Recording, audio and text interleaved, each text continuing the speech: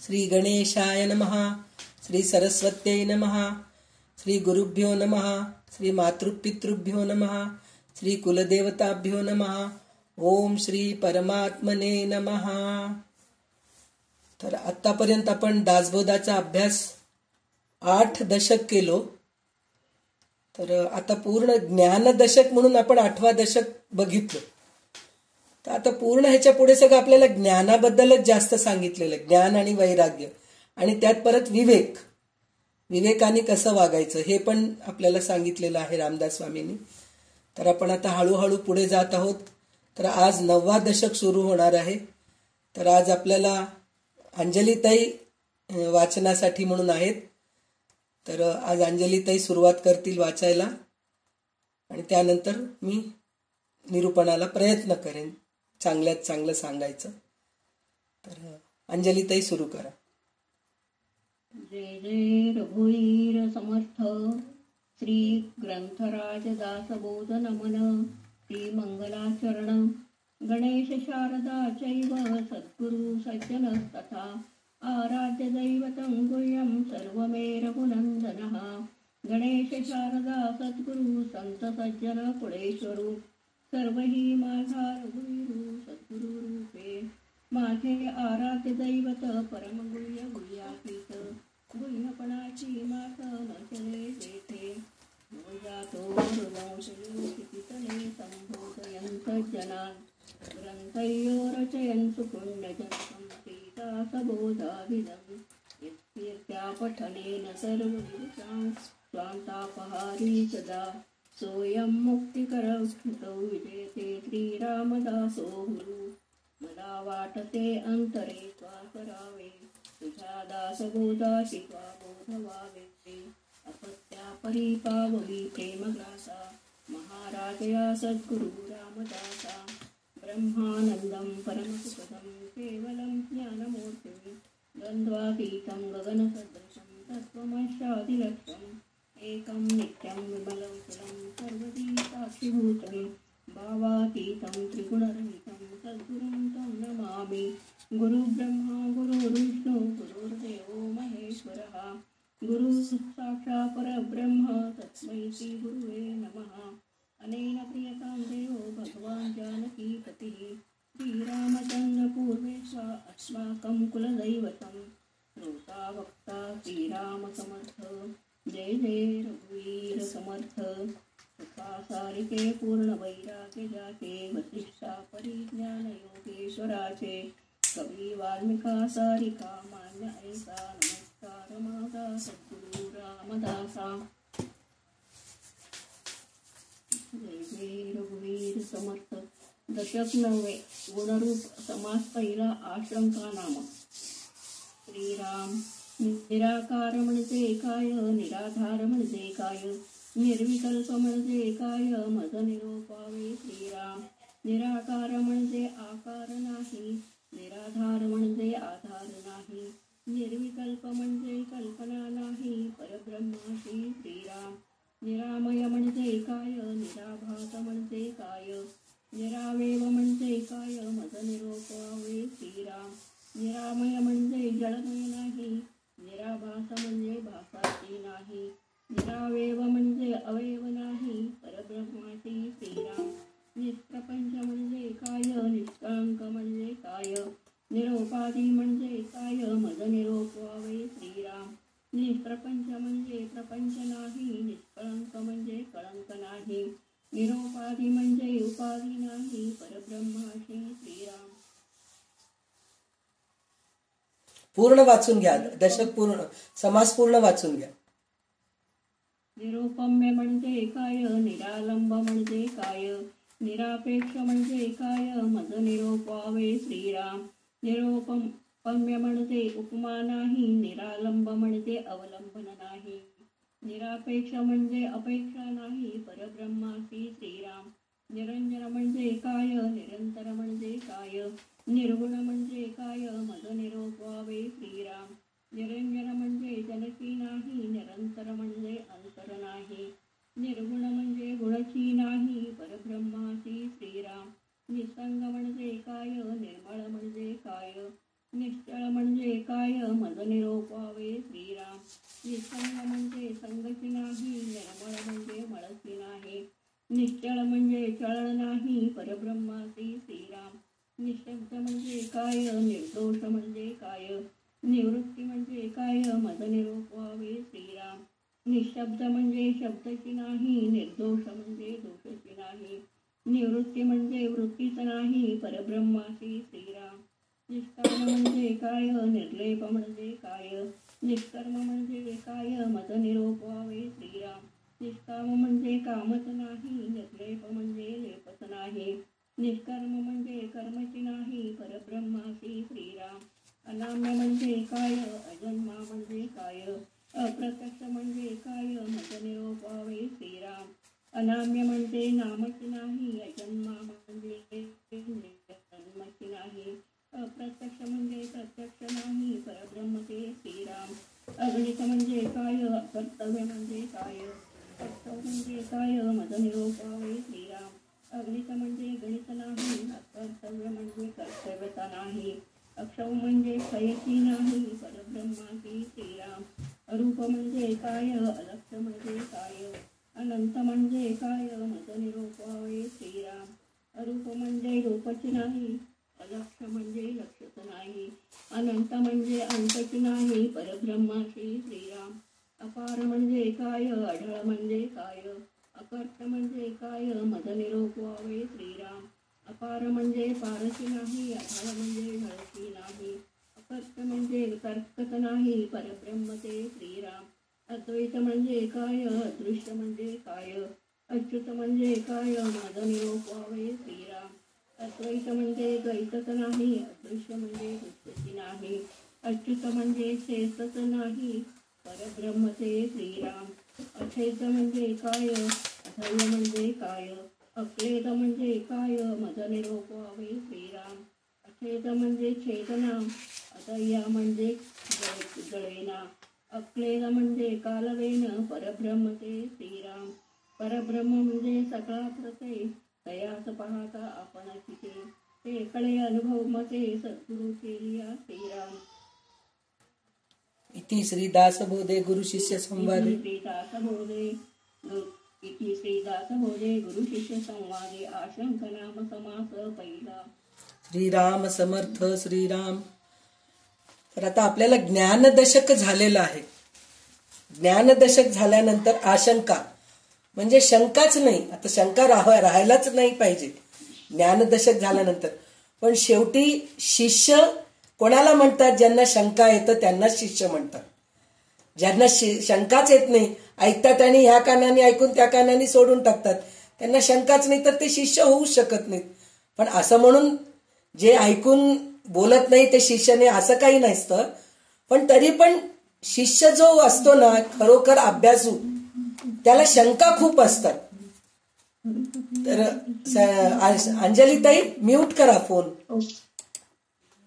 तर आता इथं एवढं आपल्याला सांगितलंय, परब्रह्म म्हणजे काहीच नाही.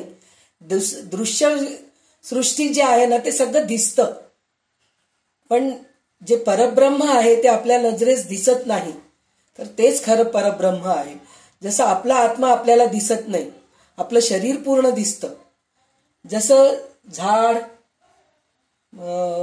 माती, दगड, धोंडे, रस्ते, गाडी हे सगळं दिसतं आपल्याला, पण परब्रह्म दिसत नाही. तर त्याच्यासाठी म्हणून इथं आपले काय म्हणतात त्याला, रामदास स्वामीचं शिष्य म्हणतोय की ह्याच्यात निर्गुण निराकार म्हणजे काय आहे हे सगळं तो प्रश्न विचारतोय. तर हेच आपल्याला ललिता सहस्रनाम मध्ये जवळजवळ 6 की 7 श्लोक आहेत. तर त्याच्यामध्ये पण तेच सांगितलेले की ललिता देवी कशी आहे आपली.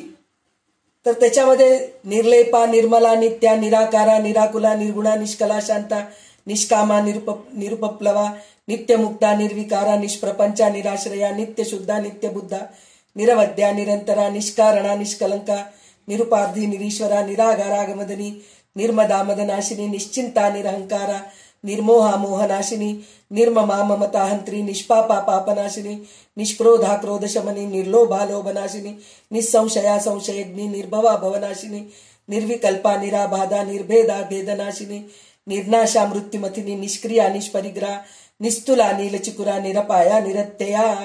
म्हणून इतकं आपल्याला जवळजवळ 44 श्लोक पासून ते 50 श्लोक म्हणजे जवळ 6-7 श्लोक आहेत.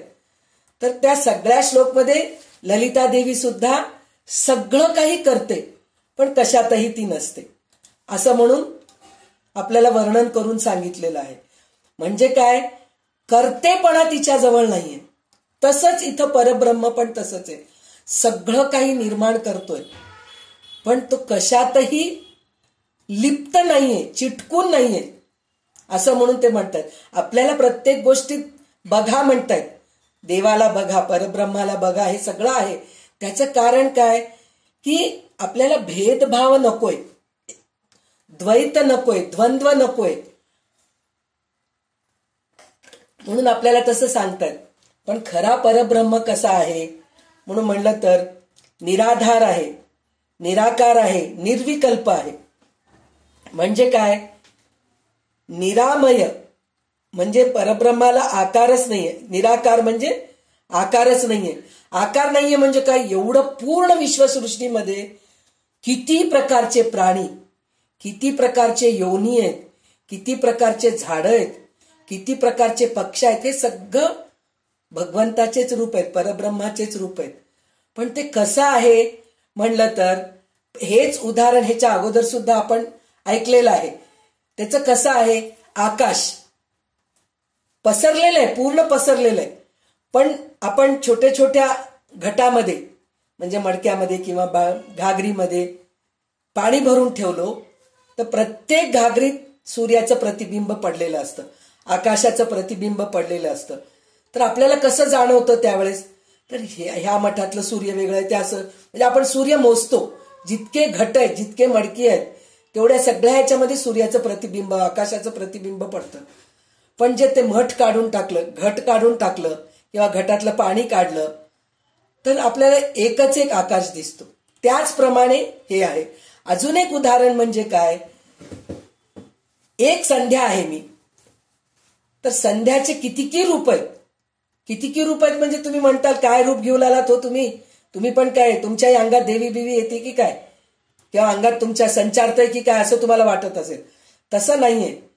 एकच संध्याचे रूप अनेक कसे काय, म्हणजे एकाची आई आहे मी, एकाची सासू आहे, एकाची आजी आहे, एकाची मावशी आहे, एकाची मामी आहे, एकाची काकू आहे, एकाची आत्या आहे, एकाची मैत्रीण आहे, असं माझे कितीतरी रूप आहेत. तर सगळे रूप जरी असले तरी संध्या मी एकटीच आहे. मला प्रत्येक जण बोलावणारे, एक जण आत्या म्हणतं, एक जण मामी म्हणतं, एक जण काकू म्हणतं, एक जण मावशी म्हणतं, एक जण आई म्हणतं, एक जण सासूबाई म्हणतं, असे सगळे वेगवेगळ्या उपाधीनी मला बोलावतात. तर त्याचप्रमाणे आपण सुद्धा परब्रह्माला सगळं रूपात बघतो, पण प्रत्यक्ष परब्रह्म कसा आहे म्हणलं तर निराकार आहे, त्याला आकारच नाहीये आणि तो निराधार आहे. आपल्याला सगळ्यांना आधाराची गरज आहे. आधाराची गरज आहे म्हणजे कसं काय, आपण डिपेंडेंट आहोत, प्रत्येक गोष्टीत डिपेंडेंट आहोत. म्हणतो मी कोणावर डिपेंड नाहीये हो, माझं मी सगळं काम करून घेते बरं का, माझं मी कपडे धुवून घेते, माझं मी हे करते, तरी सुद्धा आपण डिपेंडेंटच आहोत. कुठल्या तरी एका रूपामध्ये, कुठल्या तरी पैशाने तरी डिपेंडेंट आहोत, किंवा एकटं राहू शकत नाही आपण असं तरी डिपेंडेंट असतो. काही नाही तरी शेवटी आजारपण आलं तर कोणीतरी एक जण ग्लासभर पाणी द्यायला तरी कोणीतरी पाहिजे, असं आपण डिपेंडेंट आहेत. विचारांनी पण डिपेंडेंट आहोत आपण. म्हणजे भगवंत निराधार आहे, त्याला कोणाची आधार लागत नाही. आपल्याला सगळ्यांना आधार लागतं. झाड ह्याच्याशिवाय राहू शकत नाही, झाडाचे पानं वगैरे त्याचा बुंधा असल्याशिवाय झाड राहू शकत नाही. वेल आहे, वेलीला सुद्धा आपल्याला वर चढवण्यासाठी दोरा तरी बांधावं लागतं, काहीतरी त्याच्यासाठी म्हणून मांडव तरी घालावं लागतं, असं आहे. प्राणी आहेत, सगळे आधारासहितच आहेत. पण भगवंत जो आहे निराधार आहे. नंतर काय आहे, निर्विकल्प म्हणजे तो कल्पनेच्या पुढे आहे, कल्पना करू शकत नाही असा तो आहे. आणि त्याच्यानंतर विचारतात निरामय निरामय म्हणजे रोग नाहीये त्याला. आमय म्हणजे रोग, तर त्याला रोग वगैरे नाही. आपल्याला पहा, काही ना काही आहे. 3 पैकी एक कोणतं तरी आपल्याला दोष आहे. वात, कफ, पित्त हे आपल्या शरीरामध्ये 3 दोष आहेत. त्या 3 दोषापैकी कोणाला तरी वाताचं प्रकार तरी जास्त असतं, प्रकोप असतं. कोणाला पित्ताचं प्रकोप जास्त असतं, कोणाला वात, कफ, पित्त असं कफ, कशाचा तरी एक आपल्याला दोष आहेच आहे. त्याच्यामुळे आपण रोगी आहोतच. म्हणजे परब्रह्माला निरामय आहे तो, नाश होणारा नाही, विकार नाहीये त्याच्यामध्ये, असा आहे तो. आणि प्रलयकाळी जलमय होणे हा ब्रह्मांडाचा विकार होय. त्याचं विकार काय म्हणून म्हणलं तर हे सगळं नाश करून टाकतो तो, असा तो आहे. परब्रह्माला सृष्टीच्या आरंभी व शेवटी हा विकार बाधत नाही. तो करतो पण त्याला हे बाधा बाधत नाही, म्हणून तो निरामय आहे. परब्रह्माच्या ठिकाणी भास नाही. निराभास म्हणजे त्याला भास, आपण भास होतोय म्हणतो, ते भास नाहीये त्याला. आणि त्यास आकार नाही, म्हणून तो अव्यय आहे. तो निष्प्रपंच आहे, निष्कलंक आहे, निरुपाधी आहे. म्हणजे कसा आहे तो? परब्रह्माला संसार नाही आणि कसलाही कलंक नाही. तर आता ह्याच्यामध्ये आपल्याला संसार म्हणून जे आपल्याला हे आलेलं आहे, तर ह्याच्यामध्ये बघा, एक आपल्याला संसाराचं एक व्याख्या आपल्याला ऐकायचं. आपल्याला कसं काय आहे, तर माणूस संसार करतोय म्हणून म्हणतोय आपण. तर संसार काय करतो माणूस? तर जन्मल्यापासून तो संस्कार करतो. संसार म्हणलं तर हे सगळ्या ह्याच्यामधून येतो. आपण कशामधून येतो? बालावस्थामध्ये पण आहे, यौवन अवस्थामध्ये सुद्धा आहे, आणि वृद्धावस्थामध्ये पण आहे. म्हणजे संसार म्हणतो ना आपण. तर हे म्हणजे काय आहे? म्हणजे म्हणजे संपत्ती. सगळ्यात पहिले संगती. लहान बाळ कोणाच्या तरी संगतीमध्ये वाढतो. बालावस्थामध्ये त्याला कोणीतरी लागतं, आई तरी लागते, मावशी तरी लागते. आई जन्म देऊन मरून गेल्यानंतर सुद्धा तो राहत नाही म्हणून नाही, पण कोणीतरी आजी असते, कोणीतरी मावशी असते, आत्या असते, कोणीतरी असते, किंवा कोणीतरी सांभाळतं त्याला, वृद्धाश्रमामध्ये तरी सांभाळतं. असं काहीतरी त्याला संगती असते. म्हणजे बालावस्थाहून यौवन अवस्थापर्यंत संगती लागते आपल्याला. त्याच्यानंतर काय ओढ लागते आपल्याला? संपत्तीची. म्हणजे संपत्ती असल्याशिवाय आपण नाही जगू शकत. पैसा नसला तर कोणी विचारतं का? आपल्याला विचारत नाही.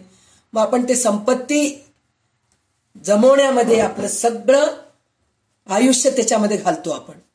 त्याच्यानंतर काय होतं? संन्यास घ्यायला पाहिजे. ते संन्यास आहे, पण आपण संन्यास घेत नाही. ते संपत्ती जमवलेलं ते कसं सांभाळून ठेवू, कोणाला देऊ म्हणून असतं, किंवा संन्यास घ्यायचं विचार नसतं. संन्यासाचं आपल्याला डोक्यामध्ये सुद्धा येत नाही, पण संन्यास घ्यायला पाहिजे. वृद्धाश्रम आल्यानंतर संन्यासाश्रम घ्यायला पाहिजे. म्हणजे हेच खरं संसार आहे. ह्या 3 गोष्टीचं संसार आपण करतो. म्हणजे कोणचं संगती, संपत्ती आणि संन्यास. ह्या 3 गोष्टी जर असलं की आपलं पूर्ण संसार होतो, असं आपल्याला हे आहे. पण परब्रह्माला संसारच नाही, कसलाही कलंक नाही, निष्कलंक आहे तो. कुठलीही उपाधी नाही, निरुपाधी आहे तो. त्याच्यानंतर काय आहे? परब्रह्म निरुपम आहे, निरालंब आहे, निरपेक्ष आहे. म्हणजे तो कशावरही अवलंबून, म्हणजे डिपेंडेन्सी नाहीये. आत्ताच आपण म्हणलो ना, निराधार आणि निरालंब हे दोन्ही एकच आहे. तर कशावर अवलंबून नाही, त्याला कशाची अपेक्षा नाही. आपण अपेक्षासहितच जगतो. म्हणजे मला यांनी हे काही केलं नाही, त्यांनी मला बोलावलं नाही, त्यांनी मला काही आहेर दिलं नाही, त्यांनी मला विचारलं नाही. हे सगळे डोके आपल्यामध्ये असतात, विचार सगळे. पण भगवंताला ते कशाची अपेक्षा नाही, त्याचं काम तो करतो. जसं सूर्याचं आपल्याला उदाहरण आपण ह्याच्या अगोदर बघितलेलं आहे. सूर्य त्याचं प्रकाश उन्हाळ्यात जास्त देतो, हिवाळ्यात कमी देतो, पावसाळ्यात कधी कधी येतो, कधी कधी येत नाही. ते ढगामुळे. तो आहे त्या जागीच आहे, पण आपण असं समजतो की सूर्याचं उदय झालाय, सूर्याचं हे झालंय, सूर्यास्त झालंय, किंवा सूर्य दिसत नाहीये आज आपल्याला. त्याचं कारण ढगामुळे आणि हे वातावरणामुळे. हिवाळ्यामध्ये रात्र जास्त असते, दिवस कमी असते. म्हणजे जसं जसं आपली पृथ्वी गोल फिरत राहते त्याप्रमाणे आपल्याला सूर्याचं हे मिळतं. पण सूर्याचं काम काय हो, तो जितकं प्रकाश द्यायचं त्याचं तो तेवढंच देतोय, तोही काही कमी काही करत नाहीये. पण आपल्याला मिळायचं कमी जास्त मिळते, कारण पृथ्वी फिरतीये म्हणून. तसं आहे. आणि सूर्याला त्याचं काही देणं घेणं आहे का? थंडी वाजतीये म्हणून मी आज जास्त देतो तुम्हाला ऊन असं म्हणतो का? नाही म्हणत. आज गरमी खूप आहे, मी आज कमी देतो गरमी तुम्हाला, गरमपणा कमी करतो म्हणून सूर्य कमी करतो का? नाही करत. आपण ते कमी करून घेतो, एसी लावून घेतो, फॅन लावून घेतो, सावलीमध्ये बसतो, झाडाखाली बसतो, असं सगळं आपण करतो. पण सूर्याला त्याचं काही देणं घेणं नाही. सूर्य म्हणतो माझं काम फक्त प्रकाश देणं, तेज देणं. त्या तेजामध्ये काय काय होतं, काही चांगलं होतं, काही वाईट होतं, पण सूर्याला त्याचं काही देणं घेणंच नाहीये. तर त्याच्यासाठी म्हणून सूर्याला म्हणजे परब्रह्माला अपेक्षा नाहीये, कशाचंही अपेक्षा नाहीये, निरपेक्ष आहे तो. आणि निरंजन आहे, निरंतर आहे, निर्गुण आहे. निरंजन आहे म्हणजे परब्रह्मास प्राणी मात्राचा संसर्ग नाही. तो म्हणजे कशाचंच त्याला हे नाहीये, लिप्त नाहीये, त्याच्यामध्ये अडकून नाहीये. ममता मोह ह्याच्यामध्ये तो अडकून नाहीये. तो सगळीकडे सारखा पसरलेला आहे. जसं आकाश पसरलेला आहे की नाही, तसं सगळ्याकडे पसरलेला आहे. त्याला गुण नाही असा तो आहे. आणि निरंतर आहे. तो संपला असा आहे का? नाहीये, कुठंच संपलेलं नाहीये. आपण म्हणतो तांदूळ संपलंय, डाळ संपलंय, शेवटी जीवन संपलंय, आयुष्य संपलंय, हे सगळं संपतंय. पण परब्रह्म कधी संपत नाही, तो निरंतर आहे. असा आहे तो. निसंग आहे, त्याला कोणाचं संग गरज नाहीये. आपल्याला संघची गरज आहे. आपल्याला कोणीतरी पाहिजे. नवऱ्याला बायको पाहिजे, बायकोला नवरा पाहिजे, मुलाला आई पाहिजे, आईला मुलं पाहिजे, असं काही आहे आपल्यामध्ये. पण इथं कोणालाच काही, निसंग आहे तो, निर्मळ आहे, म्हणजे मलरहित आहे. मल म्हणजे काय? त्याला कशाचंही म्हणजे मल म्हणजे काय, अंगावरचं मळ किंवा कपड्यावरचं मळ असं नाहीये. त्याच्या मनामध्ये कलंक म्हणजे विचार सुद्धा वाईट विचार नाहीयेत. आपल्या मनामध्ये विचार वाईट येतात म्हणून आपण मलरहित आहोत. पण निर्मल, भगवान निर्मल आहे, त्याच्यामध्ये मल बिलकुल नाहीये. निश्चळ आहे. निश्चळ आहे म्हणजे स्थिर बुद्धी आहे त्याची. आपली चंचल बुद्धी आहे. हे करू का, ते करू का, हे झालं तर काय होतं की, ते केलं तर काय होतं की, असे आपले विचार आहेत. पण परब्रह्म तसा नाही, निश्चळ आहे, स्थिर आहे. आपण चंचल आहोत, सतत आपल्या डोक्यामध्ये विचार चालू असतं. निशब्द, निर्दोष, निवृत्त आहे तो. निर्दोष आहे म्हणजे त्याच्यामध्ये दोष नाहीये. आपल्यामध्ये दोष आहेत. आत्ताच म्हणलो ना, कफ पित्त, वात कफ पित्त, हे आपल्यामध्ये दोष आहेत. त्याच्यामध्ये काही दोष नाहीये. तो निशब्द आहे म्हणजे शब्दांनी त्याचं वर्णन करू शकत नाहीत असा तो आहे. आणि त्याला बोलायची गरज नाही. जे खरोखर परब्रह्माला हे होऊन गेलेत, काय म्हणतात, पूर्ण शरणागत झालेले आहेत आणि अद्वैत ज्यांना कळालेलं आहे ते निशब्द असतात. निशब्द असतात म्हणजे कोणाशी बोलत नाहीत, शांत असतात. त्यांना बघितलं की आपल्यालाच वाटतं हा काय शांत आहे. फक्त ते बोलतात किंवा आपल्याला काही संशय आलं, काहीतरी आपल्याला विचारायचंय, तर आपल्याला तेवढेच उदाहरण देऊन आपल्याला समजून सांगतात, परत ते शांत राहतात. खरं मौन हेच शक्ती आहे. मौनामध्येच शक्ती आहे. पण आपण मौन करत नाही. मौन व्रत करतो पण काहीतरी लिहून दाखवतो, खाणाखुणांनी बोलतो, ते मौन नाहीये. मौन म्हणजे काहीही नाहीये. त्याचप्रमाणे निशब्द म्हणजे मौन. भगवंत निशब्दच आहे, निर्दोष आहे, निवृत्त आहे. म्हणजे आपण म्हणलो ना आमची निवृत्ती झाली आहे, हो रिटायरमेंट झालंय, तसं भगवंत सगळ्यामधून पहिल्यापासूनच रिटायरमेंट आहे. तो सगळं काही निर्माण करतो, पण तो कशातही अडकून नाहीये, निवृत्त आहे तो. असा तो भगवंत आहे. निष्काम आहे, निर्लेप आहे, निष्कर्म आहे. म्हणजे त्याला कर्म काही करू शकत नाही. म्हणजे कर्म केल्याने जन्म मरण येतं म्हणतो की नाही, त्या परब्रह्माला जन्म नाही, मरण नाहीये. तो निष्कर्म आहे. आणि निर्लेप आहे, म्हणजे कशाला चिटकत नाही, लेपलं जात नाही तो. आणि निष्काम आहे, म्हणजे तेच काम करत नाही तो, त्याला करायची गरज नाहीये. अनामा आहे, अजन्म आहे, अप्रत्यक्ष आहे. अजन्मा म्हणजे त्याला जन्म नाहीये. अनामा म्हणजे त्याला नामरहित आहे. निर्गुण म्हणलो ना आपण, निराकार निर्गुण, हे सगळं अनामच आहे तो. अगणित आहे, म्हणजे इतका मानलं तर इतका मोठा आहे तो, मानलं तर एकदम सूक्ष्म आहे, तो आपल्याला दिसत पण नाहीये. मानलं तर खूप मोठा आहे, म्हणजे कुठं पाहिलं तिथं तो पसरलेला आहे, असा तो आहे. अगणित आहे तो. अकर्तव्य आहे, अक्षय आहे, म्हणजे त्याचं कधी क्षय होत नाही. अकर्तव्य आहे म्हणजे त्याला कशाचं कर्तव्य नाहीये. आता आपल्याला तरी कर्तव्य आहे, आई म्हणून कर्तव्य आहे, आजी म्हणून कर्तव्य आहे, स्त्री म्हणून कर्तव्य आहे. त्याला कशाचाच कर्तव्य नाहीये, तो असा आहे. त्याच्यानंतर अरूप, अलक्ष, अनंत आहे. अलक्ष म्हणजे त्याला कोणतंही लक्ष नाही. आपल्याला लक्ष आहे, मला पुनर्जन्म नको, मला मोक्ष पाहिजे, मला गीतेचा अभ्यास करायचा आहे, मला सर्टिफिकेट नकोय, मला ललिता सहस्रनामचा अभ्यास करायचे, मला दासबोधाचा अभ्यास करायचे. हे सगळं आपल्याला लक्ष आहे. गीतेच्या बद्दल कळून घ्यायचंय, हे सगळं आपल्याला लक्ष आहे. पण भगवंताला कशाचंही लक्ष नाहीये, तो अलक्ष आहे, अरूप आहे, त्याला रूप नाहीये. अनंत आहे, म्हणजे तो आत्ताच म्हणले ना, अगणित अनंत म्हणजे एकच आहे, म्हणजे कुठंही पाहतो तिथं आहे. इतका मोठा, अंतच नाहीये त्याला, असा तो अनंत आहे. अपार आहे, आढळ आहे, अतर्क्य आहे. आढळ आहे म्हणजे ढळत नाही तो. अपार आहे म्हणजे तेच खूप मोठा आहे तो, असं म्हणून सांगितलंय. नंतर काय म्हणलंय ते, अद्वैत आहे, अदृश्य आहे, अच्युत आहे. म्हणजे अद्वैत म्हणजे त्याच्यामध्ये द्वैतपणा नाहीये, द्वंद्व नाहीये, भेद नाहीये, तू आणि मी असं भेद नाहीये त्याच्यामध्ये. आणि त्याच्यानंतर अदृश्य आहे, म्हणजे तो दिसतच नाही. म्हणजे आपल्यामध्ये आहे, आपल्याला दिसत नाही, आपण दुसऱ्यामध्ये बघू शकत नाही परब्रह्माला, कारण द्वेष करतो. समोरच्या माणसावर जेव्हा आपण द्वेष करतो तर त्याचा अर्थ आपण समोरच्या माणसामध्ये सुद्धा भगवंत बघत नाहीत. अदृश्य येतो म्हणून तो दिसत नाही आपल्याला. जेव्हा दिसला तेव्हा आपल्यामध्ये पण अभेद राहतं, अद्वैत राहतं.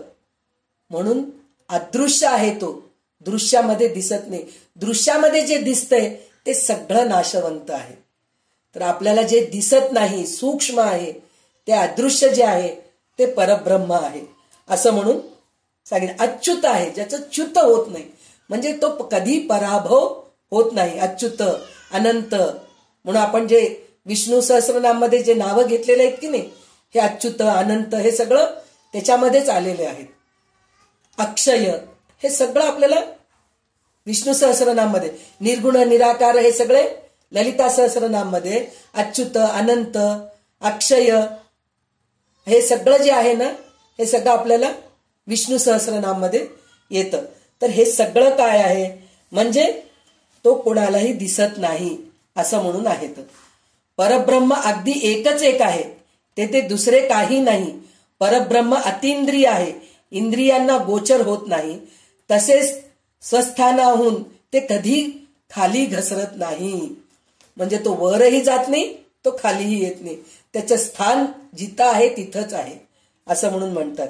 अच्छेद, अध्याय, अक्लेद म्हणून सांगितलंय. म्हणजे परब्रह्माला ते नैनम छिन्नंती शस्त्राणी नैनम दहती पावक न चैनम क्लेदयन्त्यापो न शोषयती मारुतः, म्हणून आपण जे भगवद्गीतामध्ये जे आपण शिकलेले आहोत, तर त्याच्यामध्ये आपल्या दुसऱ्या अध्यायामध्ये सांगितलेलं आहे, नैनम छिन्नंती शस्त्राणी नैनम दहती पावक. म्हणजे परब्रह्माला कधी तोडता येत नाही, ते कधी जळत नाही, ते कधी भिजत नाही पाण्याने, आणि ते कधी वाऱ्याने वाळत नाही, असं म्हणून जे आपल्याला भगवद्गीतामध्ये सांगितलेलं आहे. आता ह्याच्यामध्ये पण तेच सांगितलेलं आहे.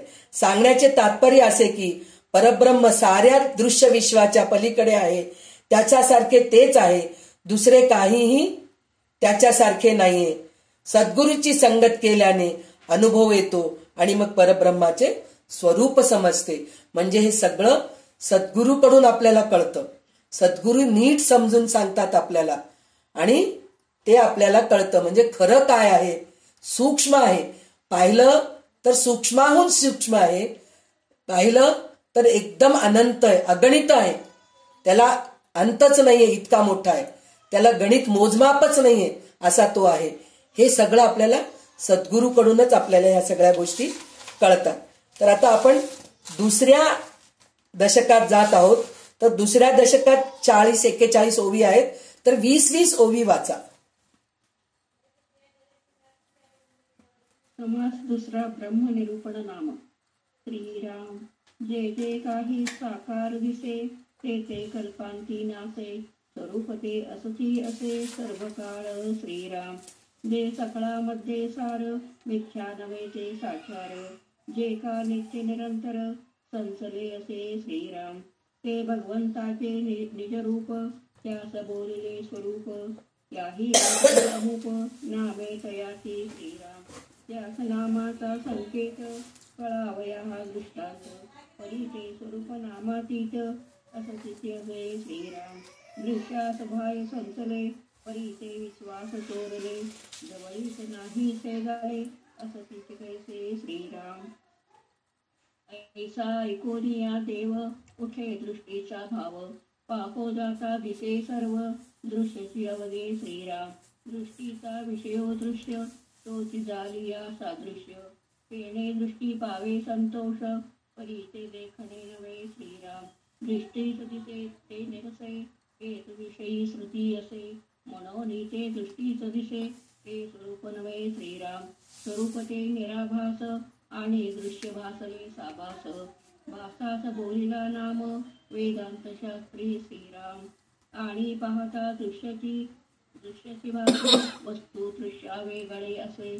स्वानुभवे पाहता दिसे दृश्यास बाह्य. श्रीराम जे निराभास निर्गुण त्याची काय सांगावी कोण.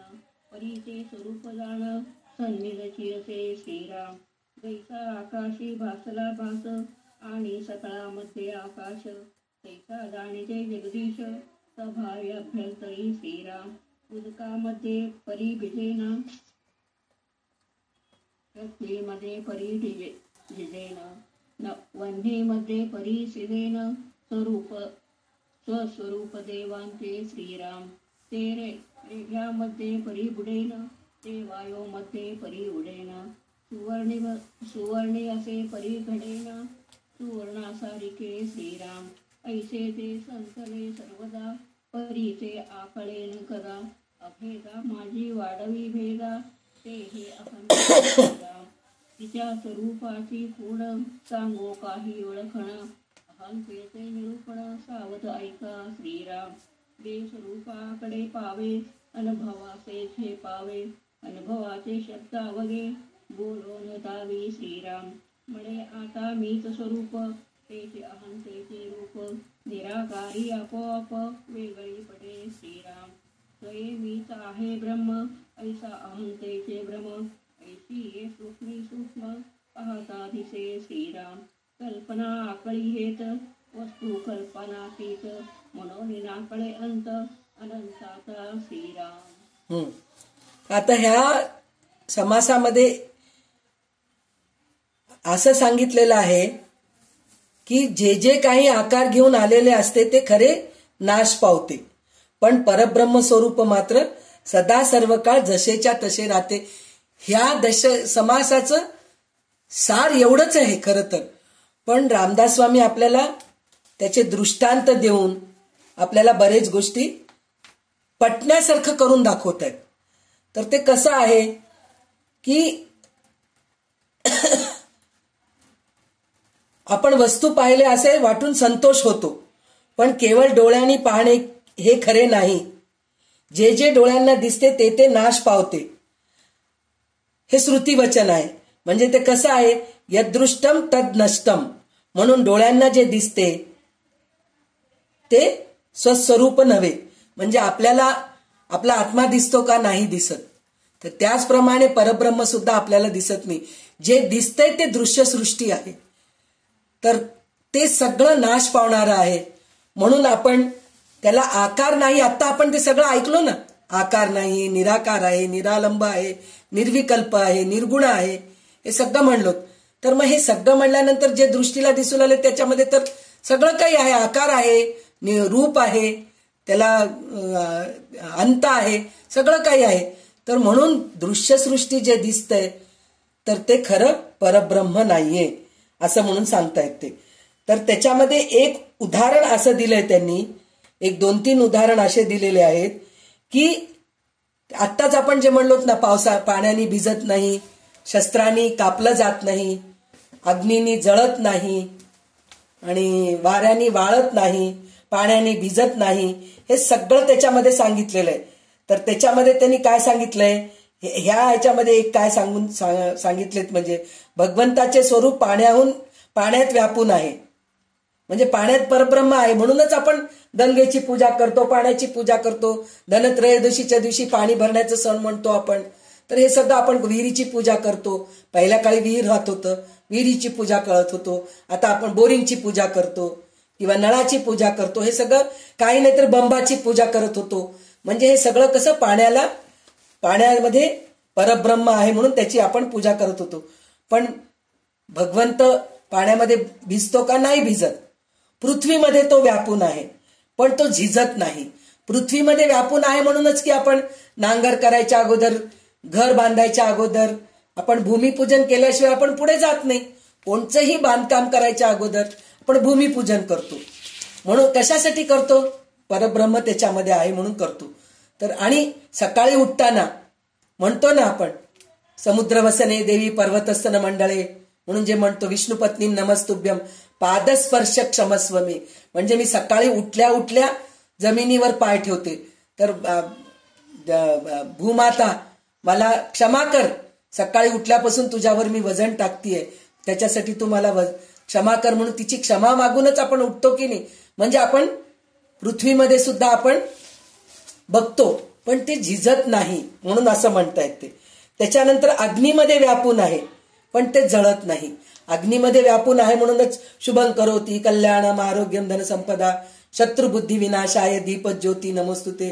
दीपज्योती परब्रह्म, दीपज्योतिर्जनार्दन, दीपो हरतु मे पापम दीपज्योती नमोस्तुते.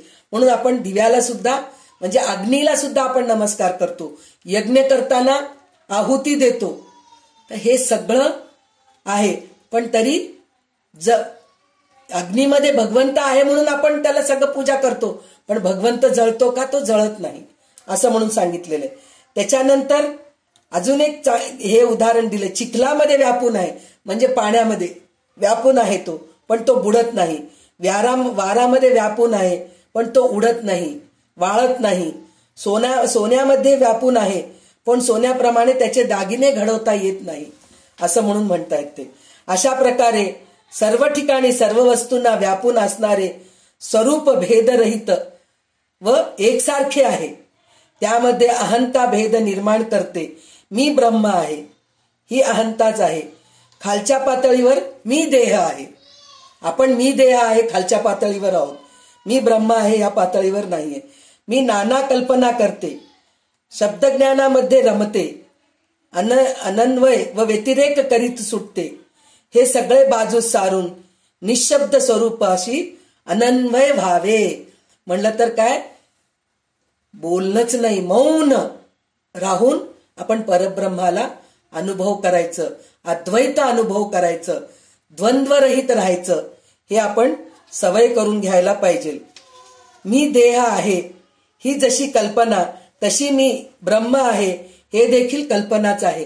म्हणजे जो म्हणतो ना, मला परब्रह्म दिसलंय, मला साक्षात्कार झालंय, मला सगळं काही ज्ञान आहे, मी वैराग्य झालो आहे, माझ्यामध्ये वैराग्य आलेलं आहे, मी विवेकाने वागतो, हे सगळं जो बोलतो तो नुसतं बडबड करणार आहे. त्याला खरोखर परब्रह्म दिसलेला नाही. ज्याला परब्रह्म दिसले, परब्रह्म अनुभवलेला आहे तो बोलतच नाही, तो निशब्द होऊन जातो असं म्हणून सांगितलेलं आहे. आणि कल्पना स्वरूपाला मर्यादा घालू पाडते, पण स्वस्वरूप अनंत असल्याने कल्पनेने त्याला मर्यादा घालता येत नाही. स्वरूपाचा अंत लागत नाही. स्वरूपाचा अंत लागत नाही म्हणजे परब्रह्माचा अंत लागत नाही. स्वरूप म्हणजे माझं स्वरूप काय आहे मला कळत नाहीये. हे अनंत आहे म्हणजे माझा आत्मा काय आहे मला कळत नाहीये. आपण भगवद्गीतेमध्ये सुद्धा क्षेत्रज्ञ विभाग योगो 13वा अध्याय आपण शिकलेले आहोत. तर क्षेत्र म्हणजे शरीर, क्षेत्रज्ञ म्हणजे शरीरामध्ये असलेल्या आत्म्याला जाणणारा तो क्षेत्रज्ञ. तर हा क्षेत्रज्ञ जो आहे तो कधी बोलत नसतो, शांत असतो. तोच आत्मा आहे, तो स्वस्वरूप आहे. तर तो स्वस्वरूप झाल्यानंतर त्याचा अंतच नाही असं म्हणून आपल्याला रामदास स्वामी 20 ओवी मध्ये सांगितलेले आहेत. आता पुढचे 20 ओवी वाचून घ्या अंजलीत. अन्वय आणि व्यतिरेक हा शब्दभेद कोणी एक, निशब्दाचा अंतर्विवेक शोधिला पाहिजे श्रीराम. आधी शोधिले वाचांश, मग ओळखिले लक्षांश, लक्षांशी वाचांश असेल कैसा श्रीराम. सर्व ब्रह्म आणि विमळ ब्रह्म हा वाचांशाचा अनुक्रम, शोधिता लक्षांशांचे वर्म वाचांश नसे श्रीराम. सर्व विमळ दोन्ही पक्ष वाचांश अटकी प्रत्यक्ष, लक्षांचित लक्षित लाविता लक्ष पक्षपात घडे श्रीराम. ते लक्षांचे अनुभवणे तेथे नाही वाचांश बोलणे, अनुभवाचे खुणे वाचारंभ कैसा श्रीराम. परा पश्यंती मध्यमा वैखरी, जेथे ओसरती प्यारी, तेथे शब्द कळा कुसुरी, कोण काज श्रीराम. शब्द बोलता सवेच नासे, तेथे शाश्वतता कोठे असे, प्रत्यक्षास प्रमाण नसे बरे पाहा श्रीराम. शब्द प्रत्यक्ष नाशिवंत, म्हणून घडे पक्षपात, सर्व विमळ ऐसा हेत अनुभवी नाही श्रीराम. ऐक अनुभवाचे लक्षण, अनुभव म्हणजे अनन्य जाण, ऐक अनन्याचे लक्षण ऐसे असे श्रीराम.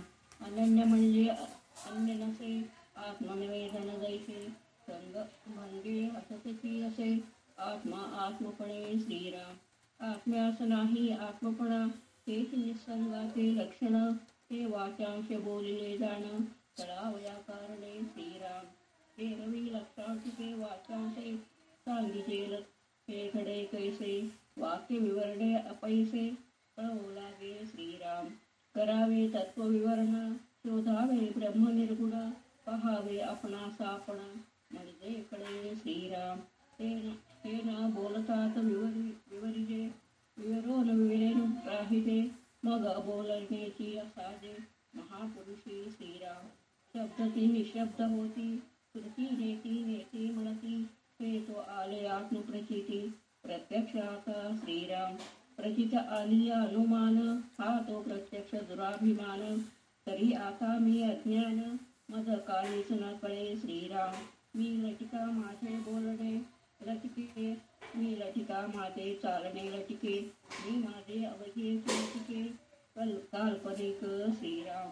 मज मुळीच नाही ठाव, माझे बोलणे अवघे वाव, हा प्रकृतीचा स्वभाव, प्रकृती लटिकी श्रीराम. प्रकृती आणि पुरुष या देहे दोहीशी जेथे निराश, तेथे मी पण विशेष, तेथे विघडे श्रीराम. जेथे सर्वही अशेष झाले, तेथे विशेष कैसे आले, मी मौनी म्हणता भंगले, मौन्य जैसे श्रीराम. आता मौन्य न भंगावे, करून काहीच न करावे, असो न निशेष नसावे, विवेक वळे श्रीराम. इति श्री दासबोधे गुरुशिष्य संवादे ब्रह्मनिरूपण नाम समास दुसरा. श्रीराम समर्थ. तर आता आपल्याला 20 ओवी मध्ये आपल्याला काय कळालेलं आहे, स्वरूपाचा अंत लागत नाही म्हणजे स्वस्वरूप काय आहे हे आपल्याला कळत नाही म्हणून सांगितलेलं आहे. आणि आता काय सांगतायत, हे बोलून दाखवता येत नाही आणि लक्ष देऊन बघता येत नाही. ते निशब्दाचा अंतर्विवेक आहे म्हणून सांगतायत. म्हणजे निशब्द म्हणजे शब्दातून आपण त्याला बोलू शकत नाही. म्हणजे श्रुती पण आपल्याला सांगते ना, नेती नेती, हे नाही ते नाही, हे नाही ते नाही, हेच आपल्याला सांगत असतात. म्हणजे परब्रह्म म्हणजे माती नाही, परब्रह्म म्हणजे झाड नाही, परब्रह्म म्हणजे मी नाही, परब्रह्म म्हणजे पंचमहाभूत नाही, हे असं आपल्याला सांगत असतात. तर परब्रह्म म्हणजे काय? शक्ती आहे. ते शक्ती आपल्याला दिसत. शक्ती दिसते का हो आपल्याला? आपण शक्ती आहे म्हणून असं हात दाखवून लहान पोरांना शिकवतो पा, शक्ती, किती शक्ती आहे पा माझ्यामध्ये. हे शक्ती आहे का? हे दंड आहेत आपले. पण शक्ती आहे, शक्ती आहे म्हणतो. पण ते शक्ती जे आहे ना, ते आपल्याला दिसत नाही. ती शक्तीच सगळं काही आपल्याला करवते. प्रकृती पुरुष म्हणतो की नाही आपण, तर हे प्रकृती पुरुष मिळूनच पहिले पुरुष, त्याच्यानंतर प्रकृती, माया, हे दोघं मिळूनच हे पूर्ण दृश्यसृष्टी निर्माण केलेलं आहे. तर हे पुरुष जो आहे तो परब्रह्म आहे. तो आपल्याला वाच्यांश म्हणजे बोलता येत नाही, आणि लक्षांश म्हणजे लक्ष देऊन बघितलं तरी आपल्याला ते दिसत नाही, कारण तो निर्गुण निराकार आहे म्हणून तो आपल्याला दिसत नाही, असं आहे. आणि ते शब्दाने बोलता येत नाही आणि वर्णन करता येत नाही आपल्याला कोणत्याच प्रकारे. मौन असं आहे ते. आणि शब्द ब्रह्म आणि विमल ब्रह्म हे दोन्ही पक्ष वाक्षांशामध्येच आटून जातात. म्हणजे शब्द ब्रह्म आणि विमल ब्रह्म म्हणजे सर्व ब्रह्म, आणि विमल ब्रह्म म्हणजे सर्व ठिकाणी ब्रह्म आहे. विमल ब्रह्म म्हणजे ज्याला मल नाही असा ब्रह्म आहे, तो त्याच्या पलीकडे आहे म्हणून सांगतायत. तिकडे लक्ष लागले की हे दोन्ही पक्ष गळून पडतात, त्याचा नाश होतो. म्हणजे त्याचा नाश होतो म्हणजे जे डोळ्याला दिसते त्याचा सगळ्याचा नाश होतो म्हणून सांगतायत ते. आता ह्याच्यानंतर ते काय सांगितलेले आहेत? अनुभव घ्यायचं म्हणून सांगितलेत. तर अनुभव घेतल्यानंतर सुद्धा तिथं आपण जर म्हणलो, काय अनुभव घेतलो?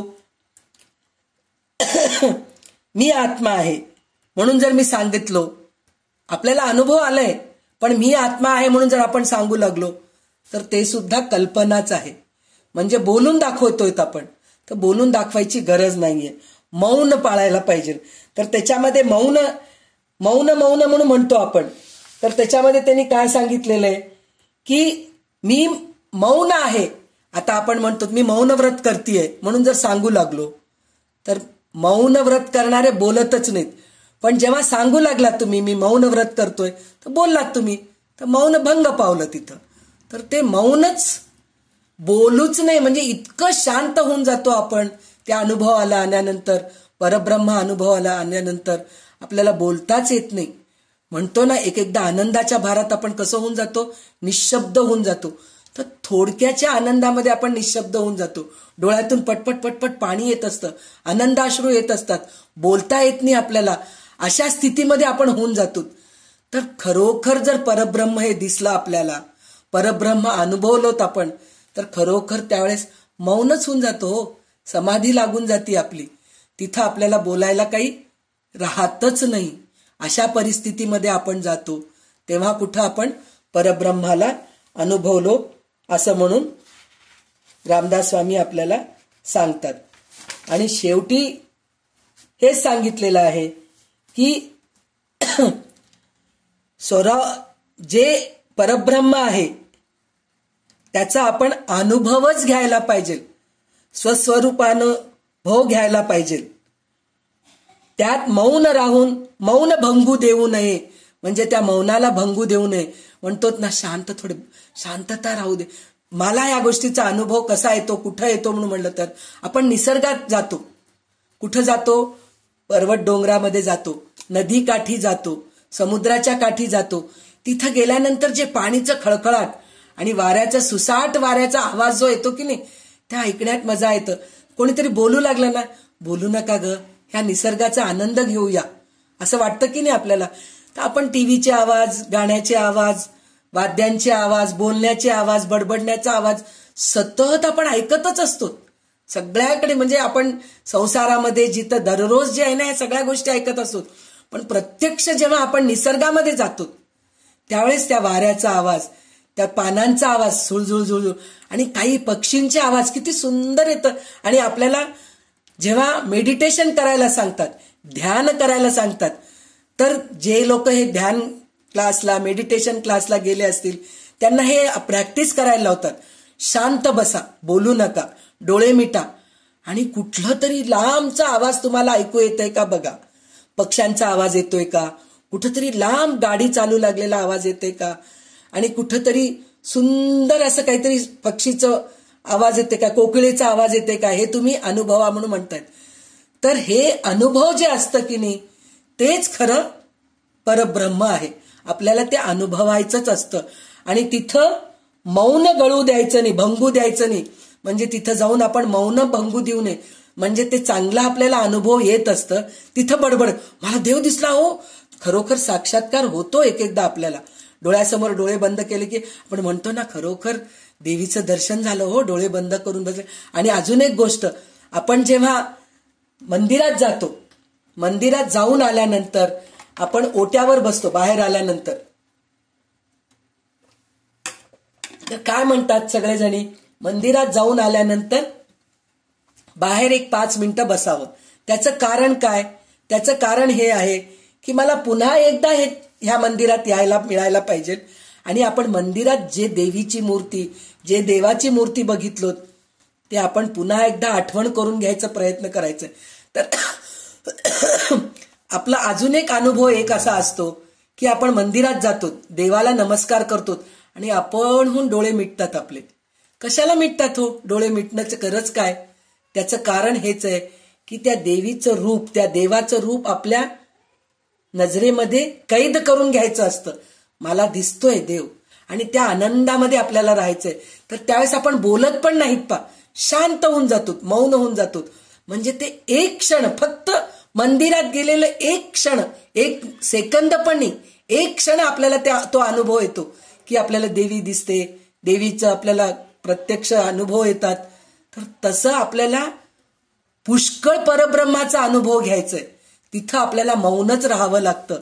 मौन भंगू देऊ नये असं म्हणून आपल्याला सांगतायत. सर्व काही करून काही केले नाही असं निसंग असावे. म्हणजे आपण सगळं संसारात केलेलं आहोत, सगळं काही केलेलं आहे, पण निसंग राहायला पाहिजे. मी केले हे अहंकार नकोय. आणि दिसायला वेगळे दिसून अनुभवाने अगदी मुळीच निराळे नसावे. म्हणजे काही लोकांचं असं असतं पा, म्हणजे कोणाला आपल्याला नाव ठेवायचं नाहीये, पण ज्यांना ह्या सगळ्या गोष्टीचे अनुभव झालेले असते, मग ते लोक वेशभूषा करतात. मला देवीचं साक्षात्कार झालंय म्हणून मग आता एवढं मोठं कुंकू लावायचं कपाळाला, मग गळ्यामध्ये ते रुद्राक्षाची माळा घालतात. म्हणजे त्यांच्यामध्ये काहीतरी स्पेशल आहे, म्हणजे मी सगळ्यांपेक्षा वेगळा आहे हे त्यांना दाखवायचं असतं. तर ते दाखवायचे. खरे संत सत्पुरुष जे असतात ना, त्यांना दाखवायची गरजच नाहीये. ते सर्वसाधारण माणसांसारखेच असतात, त्यांना दाखवायची गरजच नाही. आपल्याला हे सगळ्यात मोठं उदाहरण गजानन महाराजांचंच आहे ना. गजानन महाराज उष्टी पत्रावळी खात बसले होते. तर लोक त्यांना बघून काय समजतात, हे माणूस गरीब आहे का, भिकारी आहे का, ह्याला काहीच नाही, ह्याच्याजवळ काहीच नाहीये, हा साधारण माणूस आहे म्हणून वाटतं. पण त्याला बघून जे भक्त ओळखले की हे अन्न हे परब्रह्म आहे, हे ते जाणलेले आहेत, म्हणून वाया न जाऊ देता ते बसून खातायत, हे त्यांना कळालं. म्हणून त्यांना ते उच्च दर्जावर लोक बसवले. ते स्वतः मी सांगितले नाही की मी खूप पोचलेला आहे, मला सगळं काय अनुभवलेलं आहे, हे त्यांनी काहीही सांगितलेले नाहीयेत. असे कितीतरी संत सद्गुरू आहेत आपल्याला की परब्रह्म त्यांना माहित आहे, पण ते लोकांना दाखवलेले नाहीयेत की मला परब्रह्म दिसलेला आहे. माझ्यामध्ये शिर्डीचे साईबाबा आहेत, राघवेंद्र स्वामी आहेत, असे कितीतरी संत सद्गुरू आहेत, त्यांना सगळ्यांना परब्रह्म दिसलेले आहेत, पण ते दंभाचार केले नाहीत की मला दिसले. आपल्याला थोडं काही अनुभव आलं की गावापुढे सांगत सुटतो, हो काल रात्री मला स्वप्न पडलं, दृष्टांत झाला, हो खूप छान झाला, सकाळी 5 वाजता स्वप्न पडलं पहा मला, ते खरं होतं पहा. म्हणजे आपण हे बडबड करतो, पण खरं मौन राहून जे असतात ना, ते खरं संत सद्गुरू आहेत आणि ते स्वतः अनुभवलेले आहेत.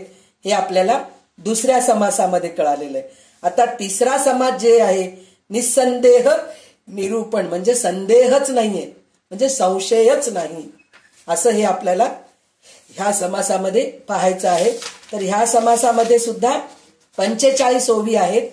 तर पहिले 25 ओवी घ्या, नंतर 20 ओवी घ्या. समास तिसरा निसंग देह निरूपण नाम. श्रीराम श्रोती केला अनुमान, कैसे कैसे ऐसे कैसे ब्रह्मज्ञान. काहीच नाही असोन हे केवी घडे श्रीराम. सकळ करून अकर्ता, सकळ भोगून अभोगता, सकळामध्ये अलिप्तता येईल कैसे श्रीराम. तथापि तुम्ही म्हणता योगी भोगून अभोगता, स्वर्ग नरकही आता येण्याची पाडे श्रीराम. जन्म मृत्यू भोगलीच भोगी, परी तो भोगून अभोगता योगी. यात नाही तया लागी येण्याची पाडे श्रीराम. कुठून नाही कुठून नाही भला, कुंठून नाही कुंतीला योगेश्वर श्रीराम. जन्म नसोन घातला, पतित नसोन झाला, यातना नसोन पावला, नाना परी श्रीराम. ऐसा श्रोतयांच्या अनुमान, श्रोती घेतले आदरान, आता याचे समाधान केली पाहिजे श्रीराम. वक्ता म्हणे सावध व्हावे, तुम्ही बोलता बरवे, परी हे तुमच्याचा अनुभवे तुम्हा सगळे श्रीराम. ज्याचा अनुभव जैसा तो बोलतो तैसा, संपदे विण जो दिवसला तो न निरर्थक श्रीराम. नाही ज्ञानाची संपदा, अज्ञान दारिद्र्य आपदा, भोगलात भोगी सदा, शब्द ज्ञाने श्रीराम. योगी ओळखावा योगेश्वर, ज्ञानी ओळखावा ज्ञानेश्वर, महाशक्ती ओळखावा श्रीराम. अनुभवी अशीच कळे, अलिप्तपणे निवळे, विदेहाचा देहभाव गळे, विधेयी एकता श्रीराम. बद्धासारिखे सिद्ध आणि सिद्धासारिखे बद्ध, एक भाविन तो अबद्ध, म्हणावयाचे न लगे श्रीराम. धडपला तो देहधारी आणि देहधारक पंचाक्षरी, परंतु दोघा एक सरी कैसी द्यावी श्रीराम. कैसा अज्ञान पतित आणि ज्ञानी जीवनमुक्त, दोघे समान मानिल ते युक्त, कैसा म्हणावा श्रीराम. आता दृष्टांत रचित बोलो काही हेत, येथे श्रोतीय सावचित्त क्षण एक व्हावे श्रीराम. जो ज्ञाने गुप्त झाला, जो विवेके विराला, जो अनन्यपणे उरला, नाहीच काही श्रीराम.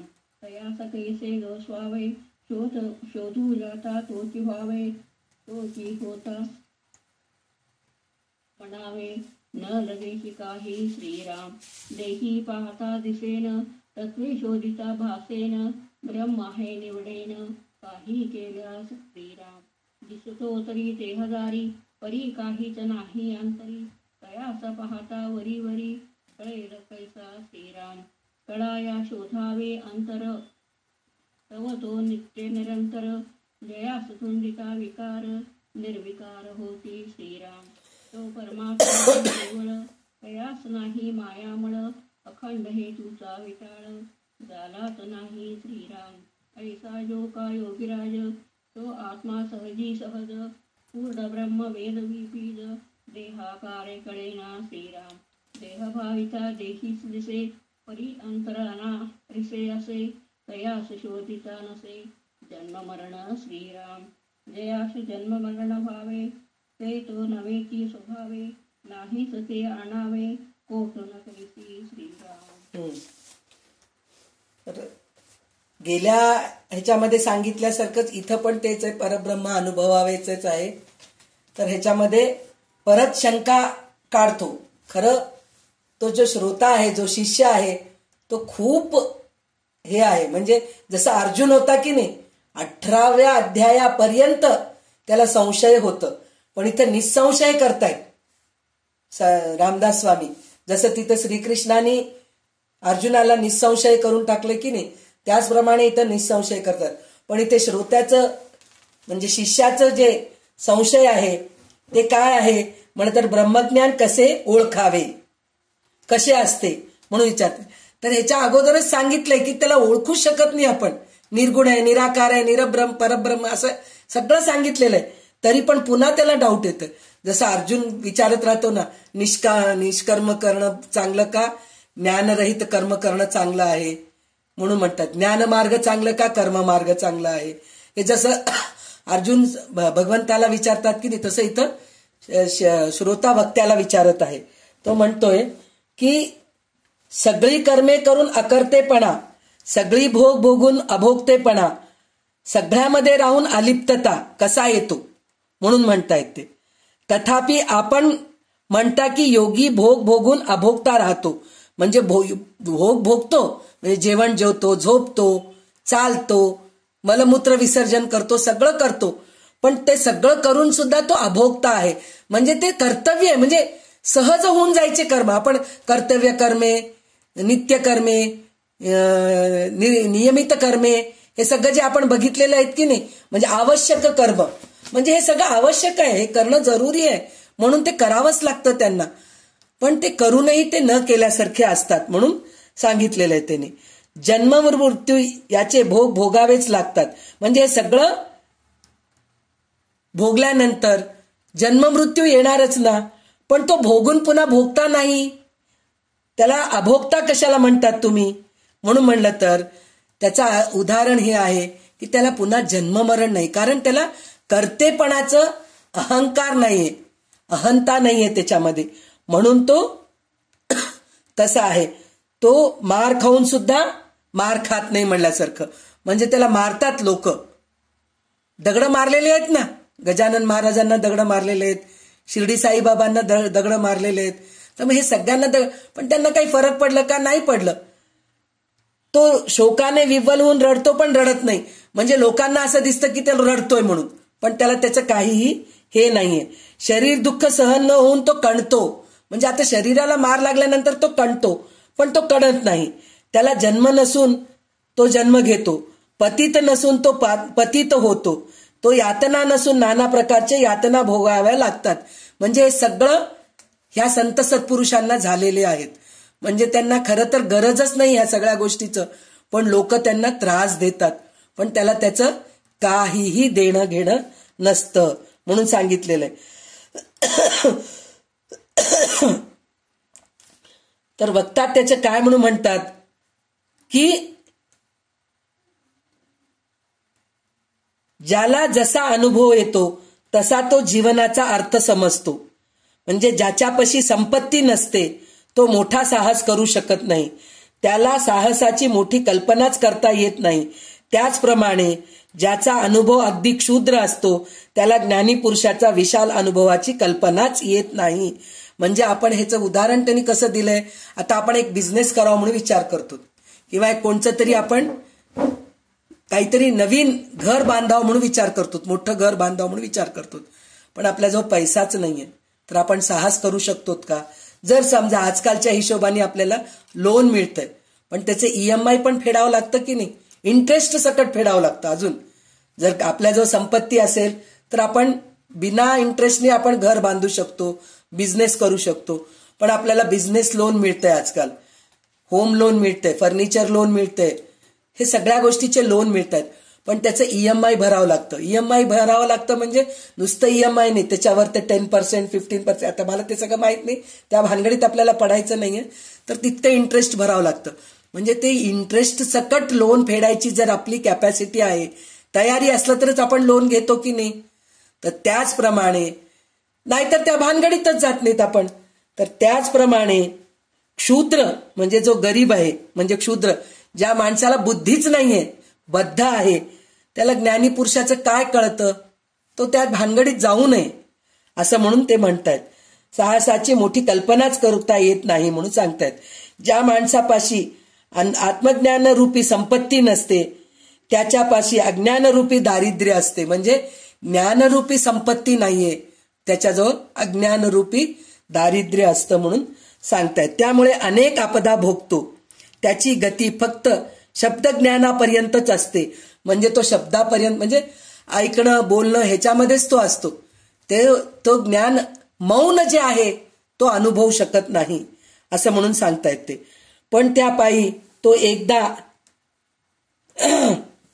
भोगलेल्या यातना अनेक वेळा भोगतो. म्हणजे पुनरपी जननम पुनरपी मरणम, म्हणजे परत जन्मतो परत मरतो. कारण त्याला ज्ञानच नाहीये, अज्ञानी आहे. त्याच्यामुळे त्याला पुन्हा पुन्हा जन्मावं लागतं, पुन्हा पुन्हा मरावं लागतं, असं म्हणून सांगतायत ते. त्याच्यानंतर काही लोक आता म्हणजे ते बाहेरच्या देहावर ते जे विश्वास ठेवतात, म्हणजे सिद्ध पुरुष आहे हे कशावरून ओळखतात? त्यांच्या कपड्यावरून, त्यांच्या वेशभूषेवरून ते ओळखतात. ते चुकीचं आहे. तर ते ओळखायची गरज नाही. तो विदेही असतो, म्हणजे त्याला देह असून सुद्धा तो विदेही असतो. म्हणजे देह असून सुद्धा विदेही असतो, म्हणजे त्याला देहाचं देणं घेणं काहीही नसतं. जसं रामकृष्ण परमहंस आहेत, रमण महर्षी आहेत, यांना शेवटच्या काळी जे आजारपण आलं होतं त्यांना काहीही फरक पडत नाही. कॅन्सर झालेले आहेत हे लोक सगळे. कॅन्सरचे यातना किती असतात, म्हणजे खूप त्रास होतो असं म्हणतात. तर ते यातना, त्यांना ते यातना वाटत नाही. शरीराचं ते एक भाग आहे. ते शरीराला दुःख आहे, माझ्या आत्म्याला दुःख नाहीये. ते त्यांच्या स्वानंदामध्ये असतात. दुःख दुखत राहते, पू गळत राहते, रक्त गळत राहते, त्यांना त्याचं काहीही देणं घेणं नसतं, असं म्हणून ते सांगतायत. ते देहबुद्धी व्यापलेला माणूस अज्ञानामुळे जन्ममरणाच्या खेपा करतो.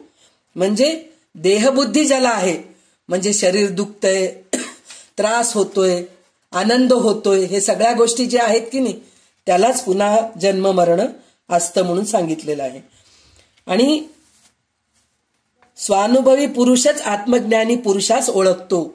म्हणजे जो खरोखर परब्रह्माला जाणायची ज्याला इच्छा असते, तो खरोखर आत्मज्ञानी पुरुषाला तो ओळखतो. अलिप्त असतो तोच अलिप्तपणाने संपन्न पुरुष ओळखतो. म्हणजे जो खरोखर संसारामध्ये अडकत नाही तोच अलिप्त पुरुषाला ओळखतो म्हणून सांगितलेलं आहे. भूतबाधा झालेला माणूस आणि भूतबाधा नाहीशा करणारा मांत्रिक दोघे देहानी एकसारखेच दिसतात. म्हणजे प्रत्येक माणसाला नाक, कान, डोळे, तोंड, हात, पाय सगळं आहे, पण त्याच्यामध्ये ज्ञानी अज्ञानी वेगवेगळे आहेत की नाही. म्हणजे ह्याच्यामध्ये त्यांनी उदाहरण कसं दिलंय, भूतबाधा झालेले आणि भूतबाधा उतरवणारे, जे मंत्र करून भूतबाधा उतरवतात, ते दोघं दिसायला एकसारखेच असतात, पण त्याचे दुःख वेगळे, ह्याचे क्रियाकर्म करणं वेगळं आहे. म्हणून अज्ञानी माणसं दोघांना एकसारखे समजतात. पण ज्ञानी माणूस जातो, ज्याला भूतबाधा झालेली आहे की नाही, त्या भूतबाधा झालेल्या माणसाला उतरवण्यासाठी म्हणून तांत्रिकाला बनवून आणतात. तो ज्ञानी माणूसच ओळखू शकतो असं म्हणून सांगितलेलं आहे. त्याच्यानंतर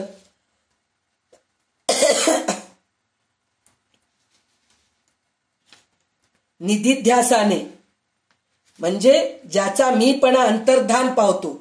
म्हणजे मी मी मी मी मी म्हणतो की नाही, मी माझं माझं माझं माय माझे माया माझं घर माझं दार हे जे म्हणतो, आणि मी केले, माझ्यामुळेच घर चाललंय, मी नसलं तर चालत नाही, हे जे सगळं संपून जातं.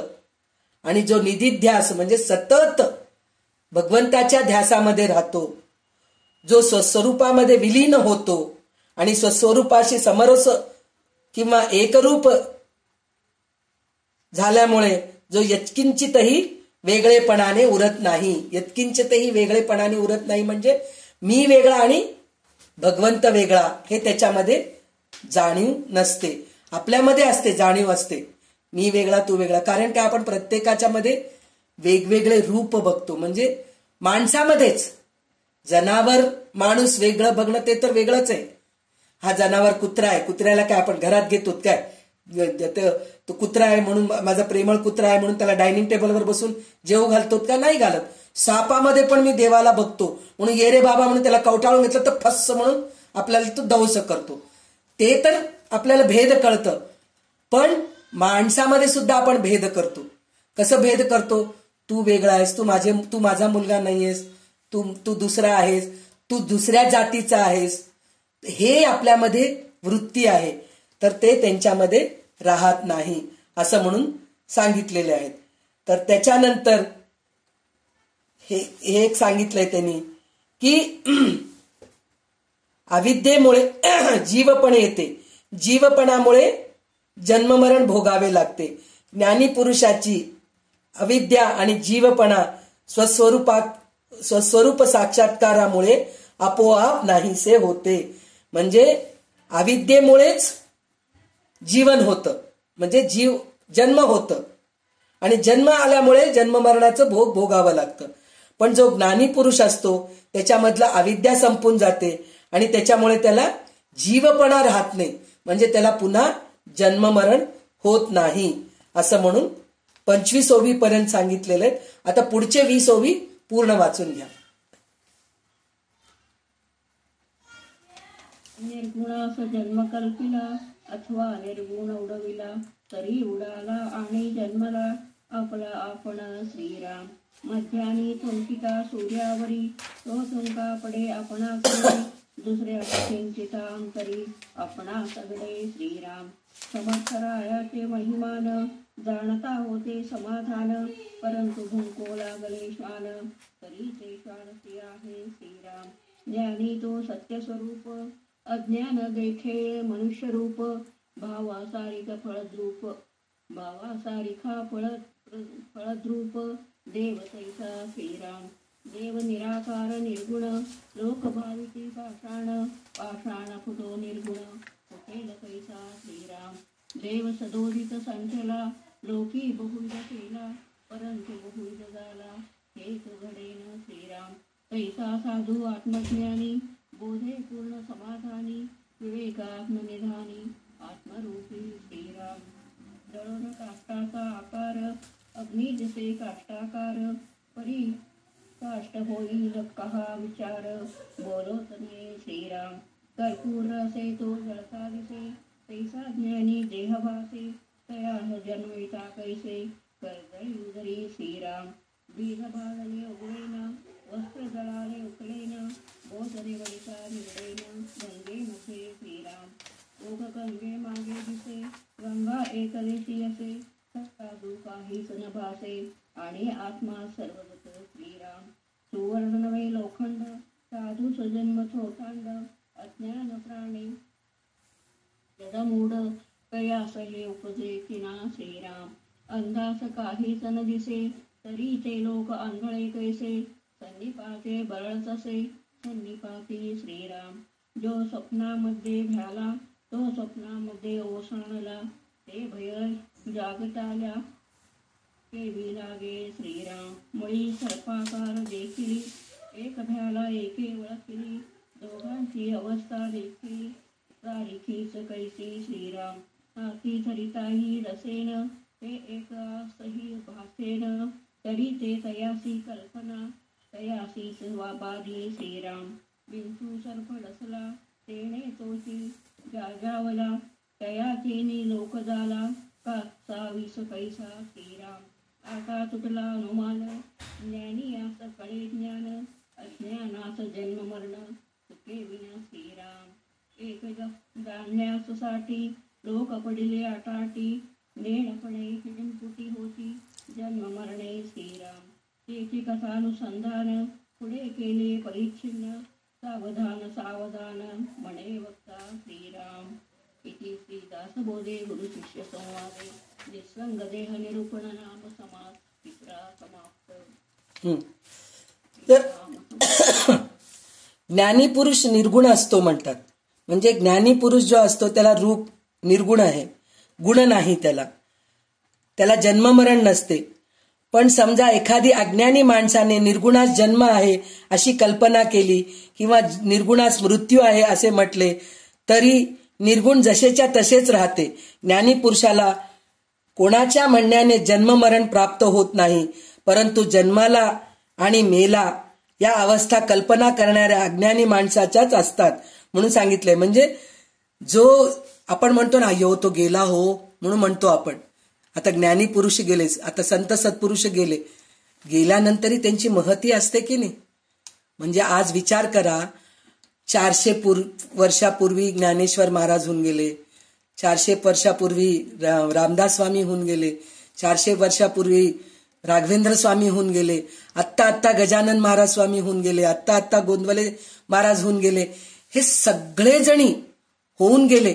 पण ते गेले म्हणून आपण म्हणतो, त्यांचं देह गेले.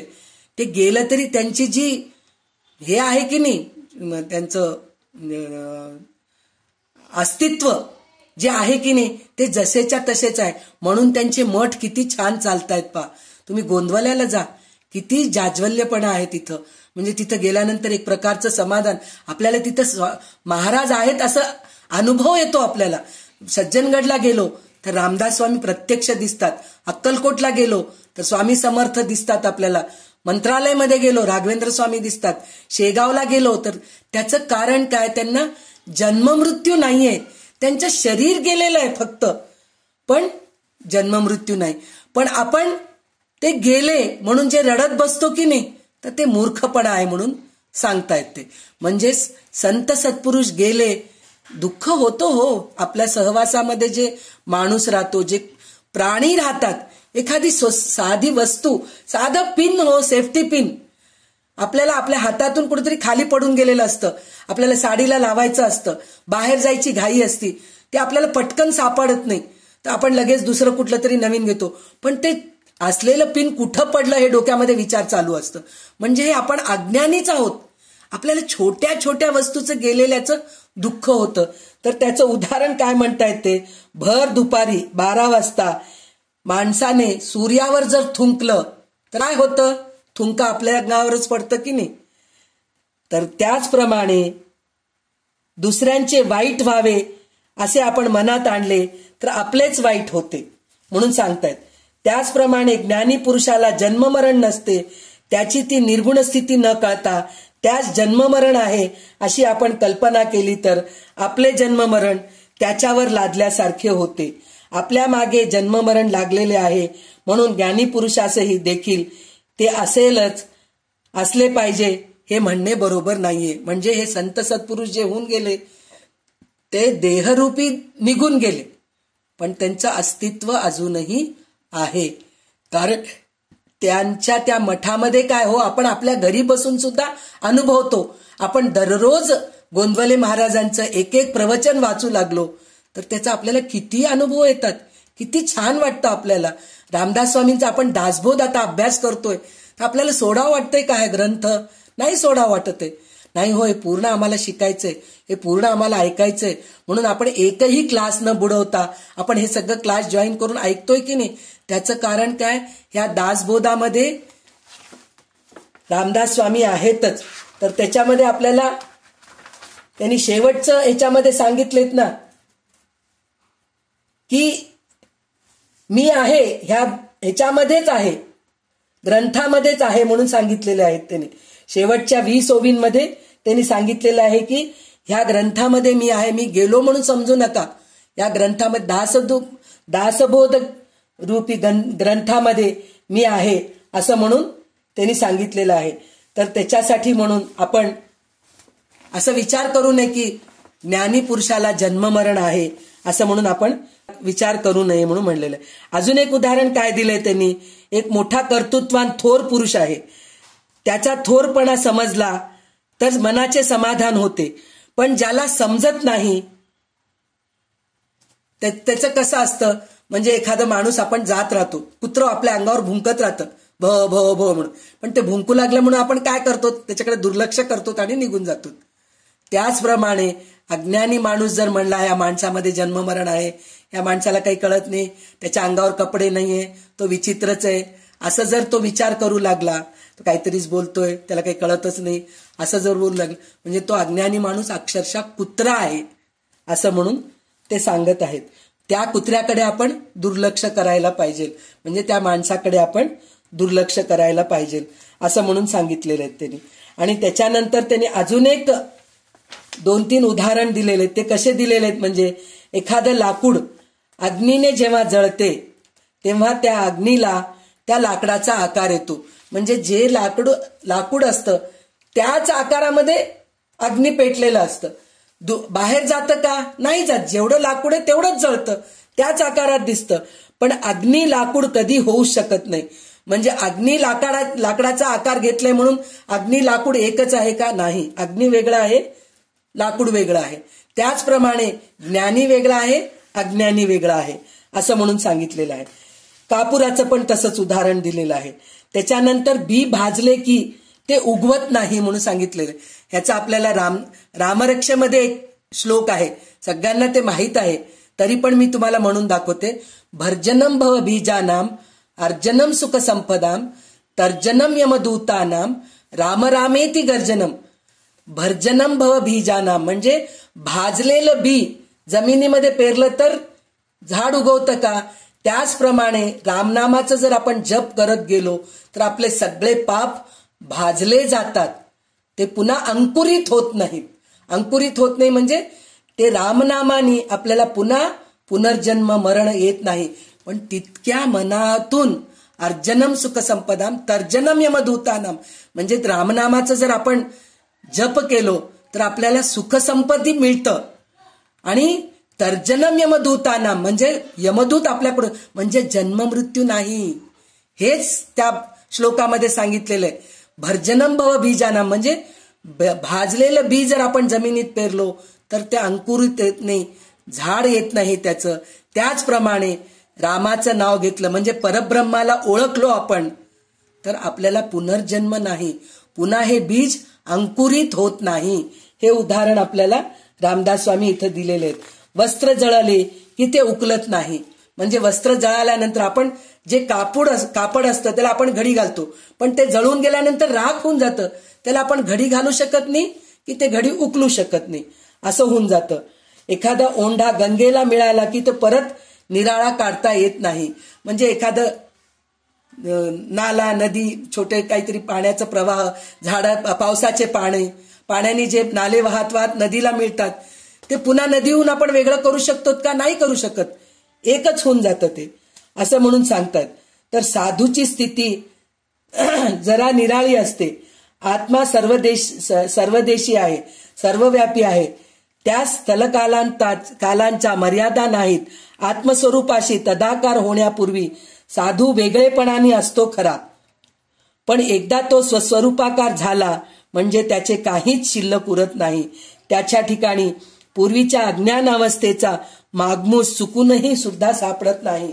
अशा दृष्टीने गंगेच्या दृष्टांत साधूची स्थिती वर्ण्यास उणा पडते. म्हणजे साधू सुद्धा पहिले जसा असतो तसा नसतो, त्याच्या स्वभावामध्ये फरक, आपल्या स्वभावामध्येच फरक पडतोय. हो, आपण स्वतःच म्हणतो ना, जेव्हापासून भगवद्गीता वाचलो ना तेव्हापासून आमच्या स्वभावामध्ये फरक पडलो. हो, थोडे अपेक्षा कमी झालेत आमच्यामध्ये. दासबोध वाचल्यापासून सुद्धा आमच्या अपेक्षा कमी झालेत, नाहीतर सतत आमच्या अपेक्षा असायचे, ती मला ही दिली नाही, मला ती मला दिली नाही, मी तिला इतकं मोठं आहेर दिले, त्याच्या बदली मला तिने एक छोटंसं साडीच दिली, असं हे सगळं विचार येत होतं. हो, आता येत नाहीये.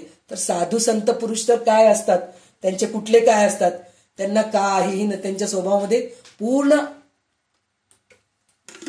फरक येतो आणि ते भगवंताशी मिळून जातात. म्हणून सांगतात सुवर्ण म्हणजे सर्वोत्तम धातू, तर लोखंड म्हणजे सर्वहीन धातू होय. सुवर्णाचे गुणधर्म निराळे तर लोखंडाचे गुणधर्म निराळे. तर ह्याच्यामध्ये आपल्याला काय हे आहे, सुवर्ण जे आहे तुम्ही उन्हात ठेवा, अग्नीत चाका, पाण्यात ठेवा, कशातही ठेवा, त्याचा रंग बदलतं का? हो, नाही बदलत. चांदीचं तरी रंग बदलतं. आजकाल पोल्युशनमुळे चांदी काळी पडतीये पा, पण सोन्याचं पडतो का? नाही पडत. पितळ, तांब, लोखंडाला तर गंजच लागतं. तर ह्या सगळ्या धातूंना हे होतं, पण सुवर्णाला होतं का? काहीही फरक पडत नाही. त्याचप्रमाणे परब्रह्माला सुद्धा काहीही लिंपत नाही. बाकी सगळे जे दृश्यसृष्टी आहेत ते सगळे वेगवेगळे धातू आहेत म्हणल्यासारखं. सुवर्ण मात्र निव्वळ म्हणजे शुद्ध असतं, त्याला कशाचाही दोष नाहीये, त्याचा रंग बदलत नाही, त्याचा गुणधर्म बदलत नाही, काही बदलत. त्याला मारा तुम्ही, त्याला तोडा तुम्ही, त्याला काय म्हणतात जाळा, पाण्यामध्ये भिजवा, काही फरक पडत नाही. तर त्याप्रमाणे परब्रह्म सुद्धा सुवर्णासारखाच असतो आणि ज्ञानी माणूस सुद्धा सुवर्णासारखाच असतो असं म्हणून सांगितलेलं आहे. आणि अज्ञानी माणूस लोखंडासारखा समजावे. सामान्य माणसास पुन्हा पुन्हा जन्म घ्यावा लागतो, परंतु साधूला पुन्हा जन्म नसतो. आंधळ्या माणसास स्वतःला काही दिसत नाही, म्हणून इतर सर्व माणसांना आंधळेपणाने काही दिसत नाही असे म्हणता येणार नाही म्हणून सांगितलेलं आहे. आणि सन्निपात ज्वरामध्ये, सन्निपात ज्वर म्हणजे काय म्हणतात, मलेरिया, असे बरेच आता ताप भरपूर, करोना समजा, आता मोठं ताप, खूप टेम्परेचर असलेलं ताप, तर त्या तापेमध्ये बडबडतात पा लोक. तर तसं हे अज्ञानी माणसं तसं बडबडतात म्हणून सांगतात. तो तसा बडबडतो, साधू तसा बडबडत नाही. आणि एखाद्या माणसाला भयानक स्वप्न पडले त्यामुळे तो घाबरतो, मोठ्याने ओरडतो. पण जागा असलेला माणूस तसं करतो का? नाही करत. म्हणजे जागा असलेला माणूस ज्ञानी आहे आणि झोपलेला माणूस स्वप्न पाहतो आणि त्या स्वप्नाला घाबरतो, तो अज्ञानी माणूस आहे असं म्हणून सांगतायत. तर हे सगळं झाल्यानंतर आता श्रोत्याने काढलेल्या शंकेचे निरसन झाले. म्हणजे ज्ञानी अज्ञानी संदेह निसंदेह होतो तो. तर जो स्वतः ज्ञानी असतो त्यालाच ज्ञानी पुरुषाची अवस्था आकलन होते. म्हणजे जो बद्ध मुमुक्ष सिद्ध साधक बनतो, साधक करत, साधना करत करत, उपासना करत करत जो पुढे जात राहतो तोच सिद्ध बनतो आणि तोच सिद्ध पुरुषाला, ज्ञानी पुरुषाला ओळखू शकतो असं म्हणून सांगितलेलं आहे. जो अज्ञानी असतो त्याचे जन्म मरण मात्र चुकत नाही. आपणास ज्ञान प्राप्त व्हावे यासाठी सारे लोक खटपट करीत असतात, पण अज्ञानामुळे त्याचे जन्म मृत्यू काही चुकत नाही. त्यापायी त्याला दुःख भोगावे लागते. हाच विषय पुढे अगदी स्पष्ट करून सांगितला आहे.